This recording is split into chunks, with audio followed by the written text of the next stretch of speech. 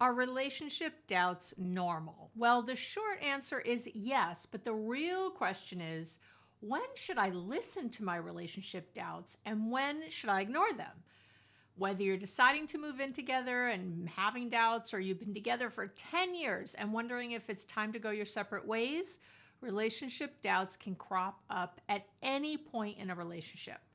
So how do you separate normal doubts from an inner voice you should listen to? Today, I'm bringing you the top 4 questions you need to ask yourself, and an answer, of course, to stop doubting and start being sure. So stay tuned. Welcome back to the podcast. Wonderful to have you here. Oh, many people, DMs, emails, all questions asking about this. So I'm answering everybody today, and of course the greater good and all of you out there. Just a reminder, I love when you send me ideas for the podcast, but remember, I'm not going to give you a relationship advice. I'm not, and nor should you want it in a DM or an email. Sometimes you send really long emails. I love you. Stop that. I just don't have time to read them. I get, hundreds of emails a week. There's no way to do that. And obviously it's highly unethical to get any, advice from someone who doesn't know your whole story, doesn't know all the background. Maybe you've had trauma in your past and that's what's affecting it. I mean, there's so many things. So, but I love hearing your ideas. I love hearing, a quick snippet of something is always great. And here I am answering it today. So, got a lot to say today, but here we go. So, relationship doubts generally happen when there's been, some big disappointment or crisis in the relationship, and now you're calling into question what you thought was a sure thing just a minute ago, maybe. But doubts can also happen on a regular basis because there's a particular issue or issues that keep cropping up, keep getting reminded of. And that's mostly what I'm going to speak on today.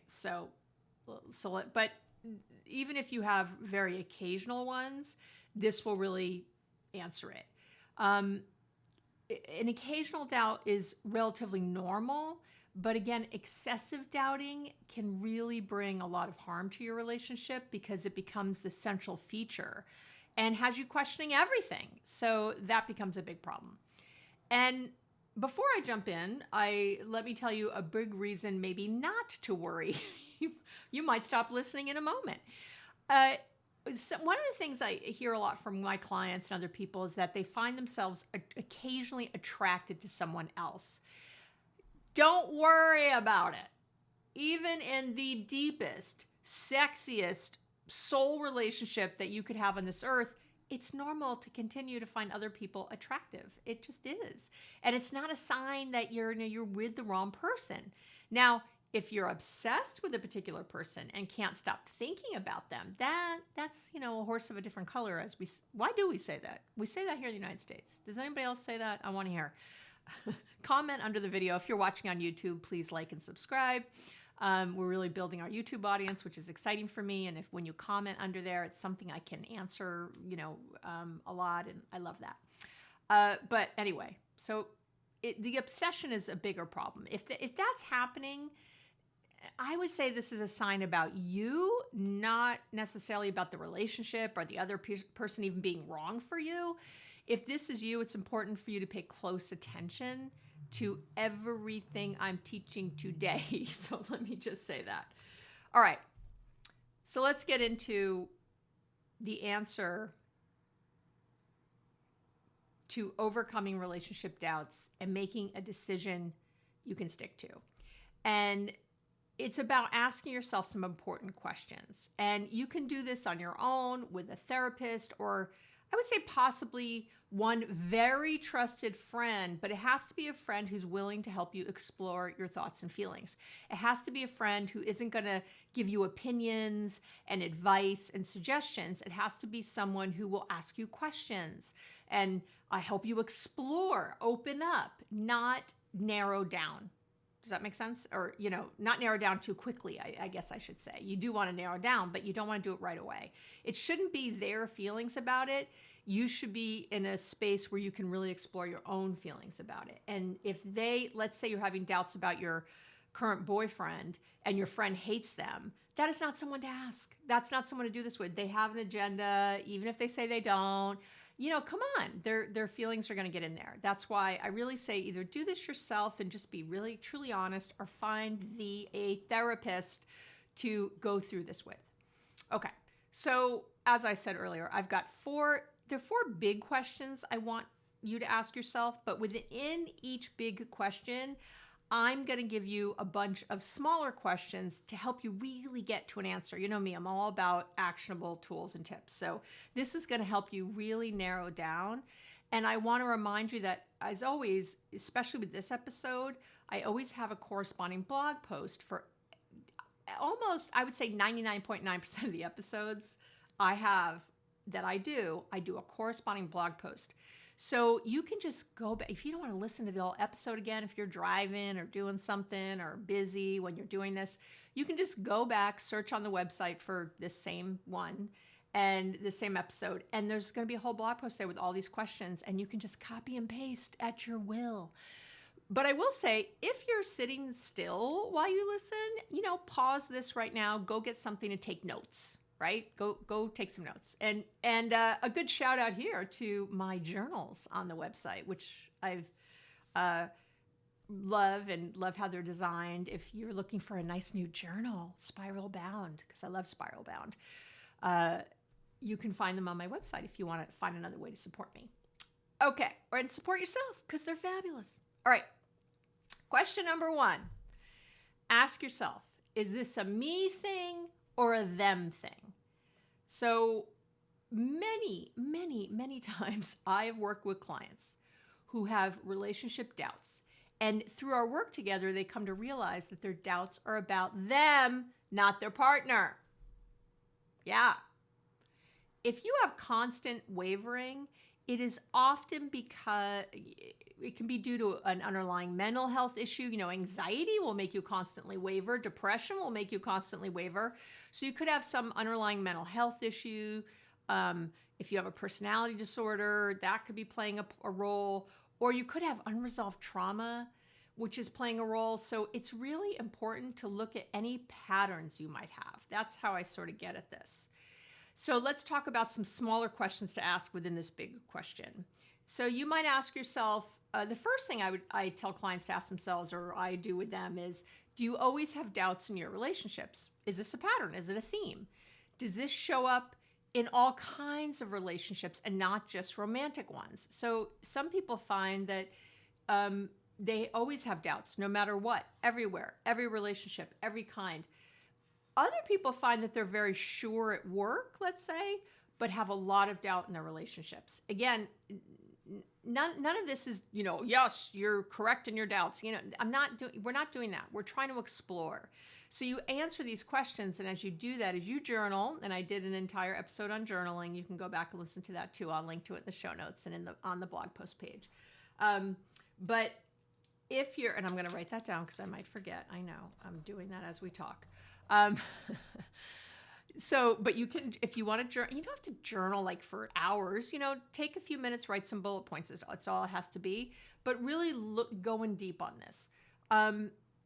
Do the doubts often show up at a certain time? So for a lot of my clients, they would notice that there was almost always doubts after like 3 months, when things get more real, or maybe after 6 months or a year. Like there's a certain time to it.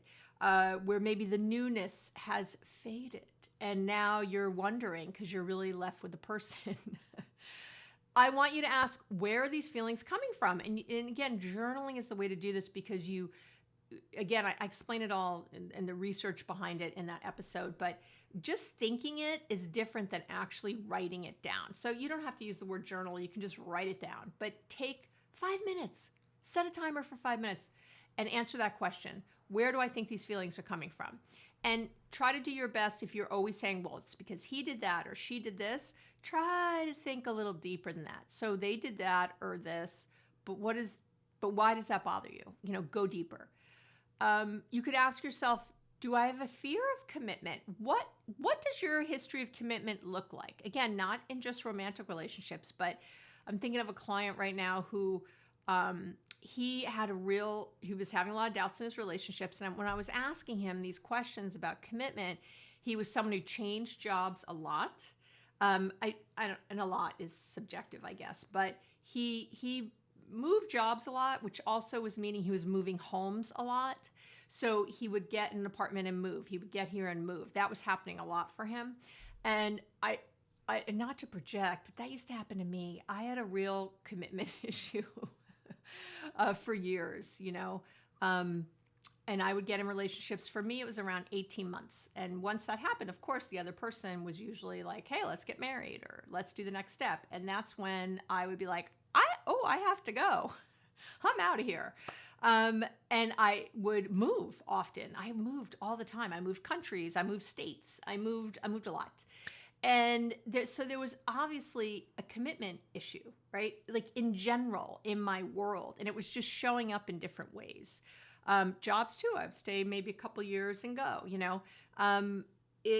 it just, and there were jobs I had much longer, it's funny. The jobs I had longer periods of time were after I'd done a lot of therapy and actually got married and stayed in a relationship for a long time, so it is interesting. The therapy helps, but again, look at any pattern overall of committing in general to things. Another question you can ask is, do I trust myself in my decision-making? Right? That's another one. Go again, journal, go a little deep. And I think what's really big is if you have had previous doubts in a relationship, what have those doubts taught you? I want you to really think about this and write this down. For example, did you have doubts, break up, and then regret it? Has that what's happened before? Have you had doubts previously but stayed longer and then regretted it? Have you had doubts, broken up, and then felt great about your decision and had no regrets, or had doubts and stayed and had no regrets? Again, what is your history with doubt? How has it shown up? This, if you don't answer any of the other ones, I would answer this one. What does doubt look like in your life? How has it shown up? And what has it taught you? What has it taught you? So, I think... So overall, ask yourself whether you have doubts everywhere or just with this person. I think that's the biggie too. Yeah. I had a client who had a lot of doubts. Like in college, she would have so much trouble picking a class in college. She would have a lot of doubt. Like, is this the right one? Is this the right one? Is this the right one? That's a doubt. So she would sign up for 20 classes and go to every one and then try to narrow them down. She wanted to get it right. Some of this is perfectionism, right? But again, at its core, there's doubt there. Do you have trouble making decisions at work, or wondering if your best friend has your best interest at heart? Are you always doubting your best friend? Again, if doubt is ubiquitous in your life, it's a different issue and isn't something to be solved with your partner. And they're probably going crazy with you nagging on this issue because nothing they do ever seems to work, right? So again, doubt, really important. Okay.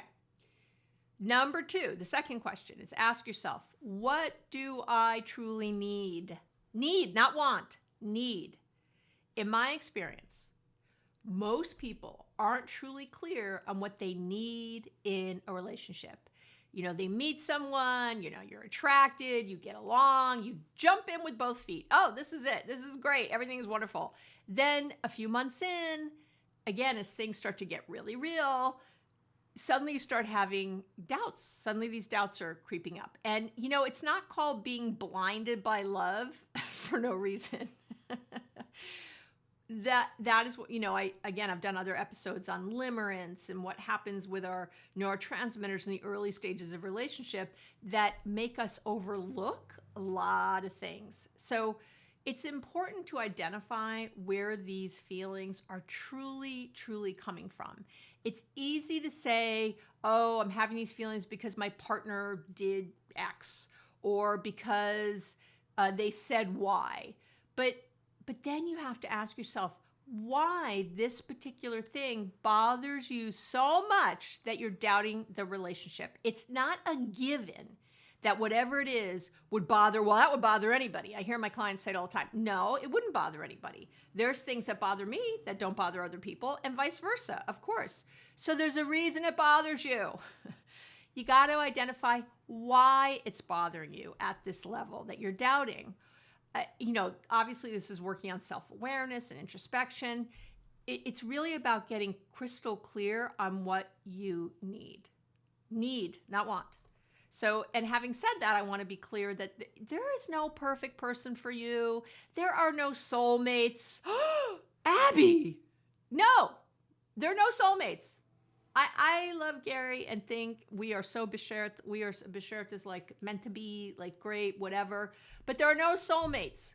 What we do is create soul relationships. Gary and I have co-created a relationship together where we feel seen and understood, where we feel like a team, where we feel like partners, where we trust each other on a very deep level. That is something we worked at. Yes, we were hot for each other when we met. We were very attracted. There was all kinds of that other stuff going on, of course. But over time, we really developed this soul relationship. I think there's many right people for, if I'd met, someone different, I know you're aghast. Gary could have met someone different. It's okay. There's nothing wrong. There's nothing wrong with that idea. Now, I'm not out looking for anyone else, nor is he, because we have created something so special together. But again, it's co-created over time. And some people, I guess, have that love at first sight thing or whatever, but I've never met anyone who's been together a very long time who hasn't had bumps in the road, who hasn't had times when there's distrust and trouble and doubts and all those things. Gary and I had them. Of course we did. So, it's about what you create through that, not thinking there's one person and I missed my opportunity. That is such bullshit. It is such scarcity thinking that keeps you trapped and scared. And what do I always say? Love relationships can't be based on fear. Feeling trapped and scared is not a reason, or like there's some sort of scarcity mentality going on. They're not anybody else. That is such crap. That please let it go. It's so getting in your way. So, okay, sorry. Woo, soapbox moment. That's what that was. That's good. So let me come back. So sometimes we're so busy saying all the things we want, we don't share with our partners what we need, right? So I want you to pick up your socks from the floor. I want you to put away the dishes without being asked. I want you to compliment me. Tell me you appreciate me. I want to feel appreciated. What is it that you really need that those things would signify? There's likely a better and easier way to get there, so you're not looking for like 40 different behaviors from your partner. Instead, there's generally one or two basics, and when they're there, you don't care about the socks on the floor. You feel appreciated. You're not feeling like you're not a team or whatever. Stopping to truly understand what you need in a relationship to feel safe, to feel loved, to feel cherished, that's your key to stopping your relationship doubts. And I'm going to give a plug for my book here because it's so important. In my new book, Boundaries Made Easy, depending on when you're listening to this, it's dropping on 12/5, and I think you might be listening to this. I record these early, in early December, so it might have already dropped. Boundaries Made Easy. Go to Amazon and buy it. Go to my website and get it. I go deep into this piece, into understanding what I call your deal breakers and knowing what your true non-negotiable standards are. I go deep into that. Yes. And this book, Boundaries Made Easy, it's going to change your life. I'm telling you right now, it's all my best stuff. But I have a whole questionnaire in there about what you want in a love relationship and how to find it, or any relationship really. And really figuring out what those needs are, because when we don't get our needs met, we end up focusing on our wants. Let me say it again. When your needs aren't getting met, you start focusing on your wants. And what happens when we focus on our wants, our partners feel overwhelmed. Pick up that, do that, say this, get me this. And they're like, they feel like the target is always moving, and that whatever they do, it's not enough. If your partner feels, if you've ever heard that, that's because you're not getting to the real deal. And my book will help you do that in spades. I mean, yes, this podcast will too, because that's what I'm here for. You don't have to buy my book to get great relationship advice. You already know that. I've been doing this for almost over 5 years now. And I just know that'll help you too. And the Audible version should be out at the same time. So maybe when you're listening. You can also, I'll link to it. I have an episode called 10 Questions to Ask Before Getting Married or Moving In Together. You can search for that on anywhere that you listen to my podcast or on my website. But that's another one to at least, if you don't want to buy my book, go there. Go read all those questions. But you've got to get clear on that. Okay. The next question is to ask yourself, is this coming from fear or love? We sort of touched on it. Now I'm going to go a little deeper from that whole scarcity mindset, right?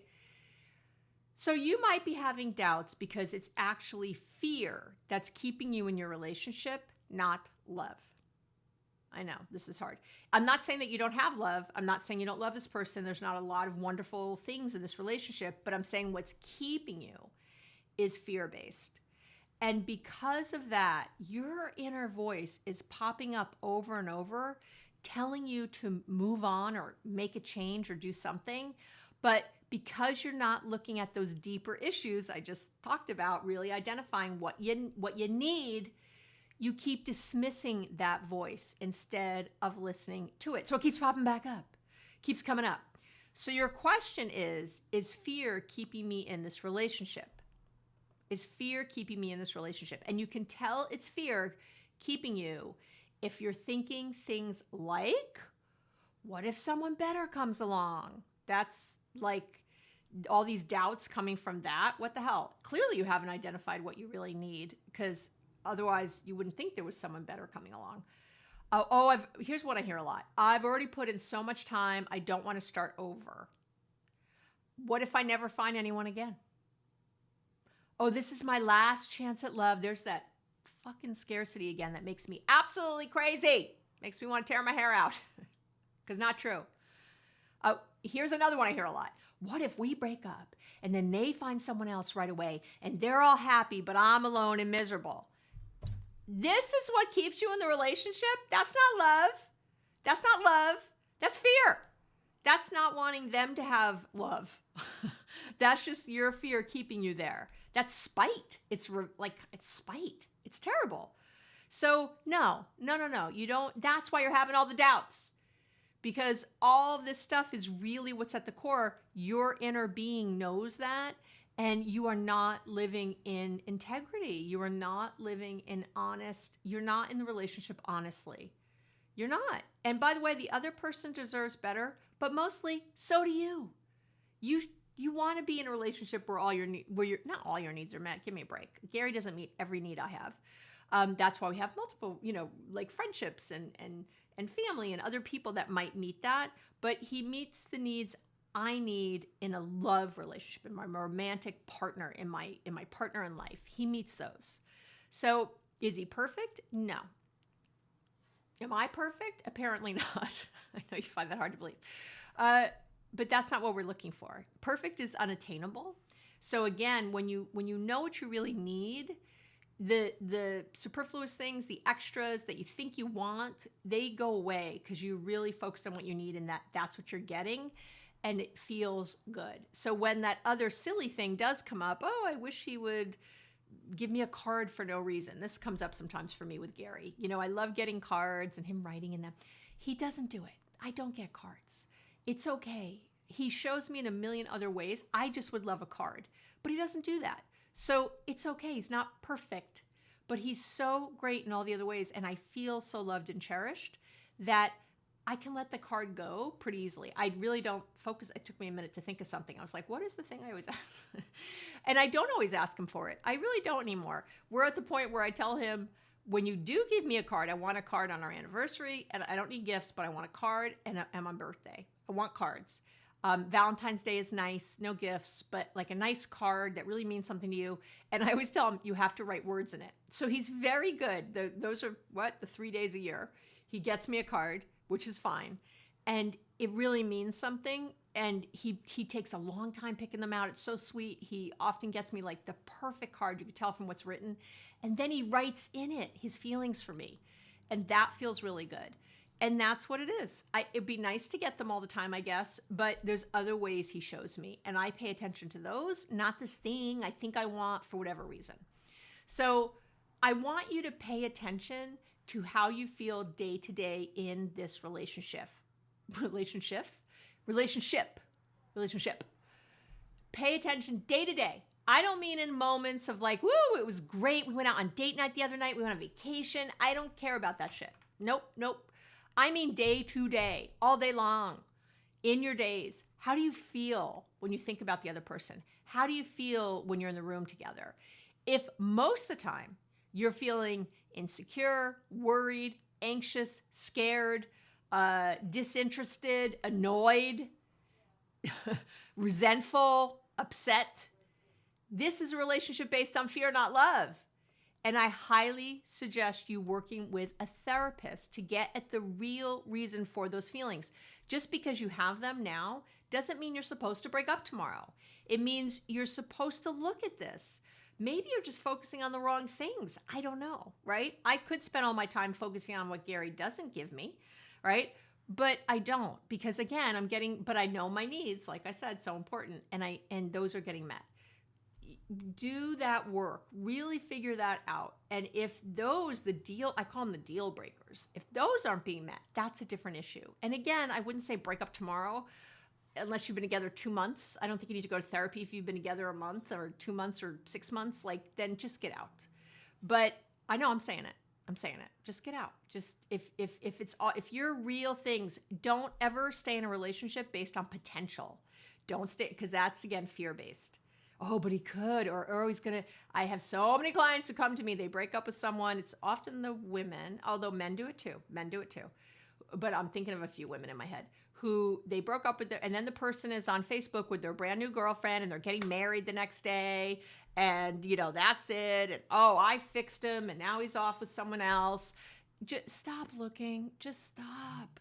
This has nothing to do with you. This whole thing has nothing to do, forget it.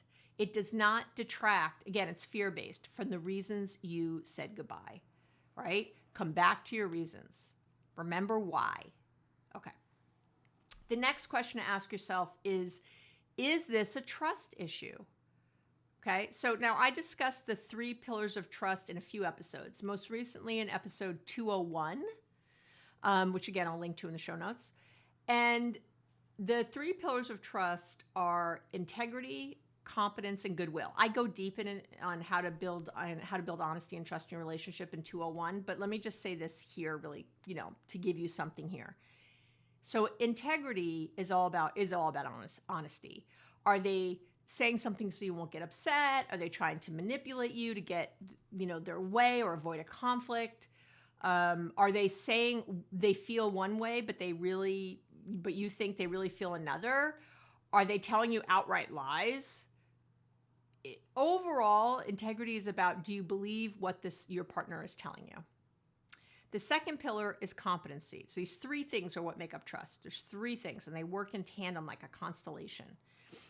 So competency is, does the other person do what they say they will successfully and efficiently? Do they follow through? Do they show up on time? Do you believe that they can do the things they promise or commit to? Do they contribute fully to the relationship in ways you need? Financially, emotionally, spiritually, I don't know what you need. In other words, can they do the job of being your partner and what you need? And the last of these 3, so integrity, competence, the third is goodwill. And goodwill is all about you believing that your partner or the other person has your best interest at heart, and that they care about you as a person, not just as a girlfriend or wife or husband or fiance, okay?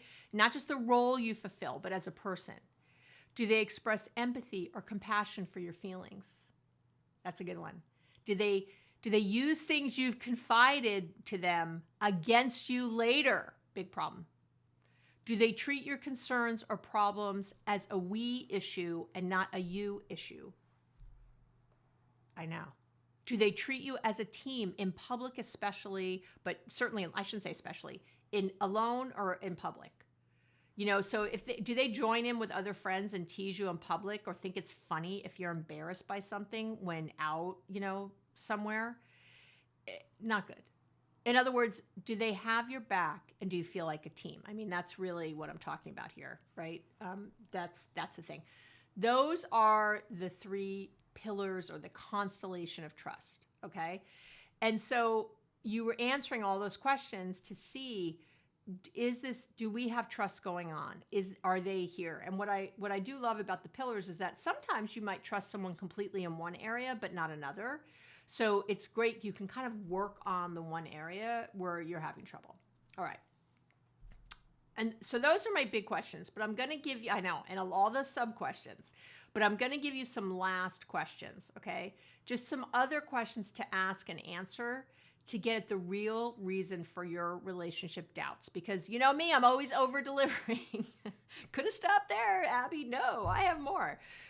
I want you to think too, I want to say this really well. Do you feel inspired, comforted, encouraged, or uplifted when you come to your partner with something that's bothering you? You should. Every time. Every time. Do you see where I'm going here? Do they, if they're blaming you or turning it on, that's a big problem. It all comes back to feeling like a team. I'm going to say that, but I wanted to say this. I didn't want to put everything underneath one of those categories because I think there's just some bigger ones to really think about. Another one is big is, do they give you their full attention when you ask, when you say like, hey, I really need to talk to you about something and I really need your full attention. Please put down your phone. I can't have you, just really. And then you're having the conversation and they hear their phone in the other room. They're like, oh, let me just check that. Or you see them sort of wander off with their attention. Now, you might be with a partner who has ADHD, in which case I always say, maybe try to grab their hands when you're talking, like really sit down, make sure you're in a place where there are very few distractions that can happen. But you know what I'm talking about here. If they're capable, do they give you their full attention when you ask? I don't mean every moment, but when you ask. Overall, the other question I would ask is, do you feel supported and understood by this person? I know, that's a good one. And also, how do you want to feel? This comes back to what you need in a relationship, but I'm going to say it here too. How do you want to feel the majority of the time in this relationship? What is that feeling you're really wanting? Is it connection? Is it ease? Is it comfort?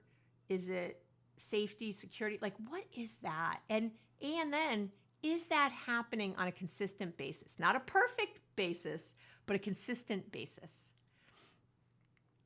Another thing I want you to ask, in the big questions are, when things are hard, what do you need most from your partner? And again, are you getting it? So ask and answer, obviously. And when something goes well, what do you want the most from your partner? And again, are you getting it? Okay. All right. I think that's enough. I can think of some more questions right now, but I'm going to stop there because you know me, I'll keep going. That's it for today. I know that was a lot of information and a lot of questions, a lot of introspection. It's really important to do. You got to do it. You deserve it. You don't want to have these doubts. They're exhausting. Aren't you exhausted? Enough. The waffling, the back and forth, again, if it comes up once a year or something, okay, knock them down. But if these are happening pretty consistently, every month or every week or every day, you really need to address it. It's not okay to keep going on like this. And again, I really do have so much of this in my Boundaries Made Easy book, where you're going to get deep on what you need, not what you want, what you need, and what your standards are around those needs, and then what your boundaries are going to be, what the response is going to be when those standards aren't met, so that you can really know that you've done everything possible in your relationship to be clear, to be loving, and to try for this deeper connection. All right. Okay. that is it for today. Oh, I love you as always. Oh, I love being with you. I love these times that we spend together. I so appreciate you being here with me, this relationship, this thing that we have. And again, it's reciprocal relationships. So you don't have to buy my book, but if there's any other way you can support me, if you have no money, I would really ask that you subscribe to the YouTube channel, like the videos, comment, follow me on Instagram or social media. There's ways to support me. Share the podcast with friends that you think would help. There's tons of ways to support me that don't cost you a penny. Review the podcast, please. If you haven't leaving a review, leaving. If you haven't left a review yet, please do so. You can rate on Spotify or leave a review on Apple. So please do that. Again, tons of ways to support me. If you don't want to spend a penny, if you would like to support me money-wise, then buy my books or my programs. I have a lot of different things available on the website, including merchandise. So in all those ways, you could have the Abby love all around you all the time, physically also. All right, that's it for this week. Have an amazing week, and I'm going to talk to you real soon.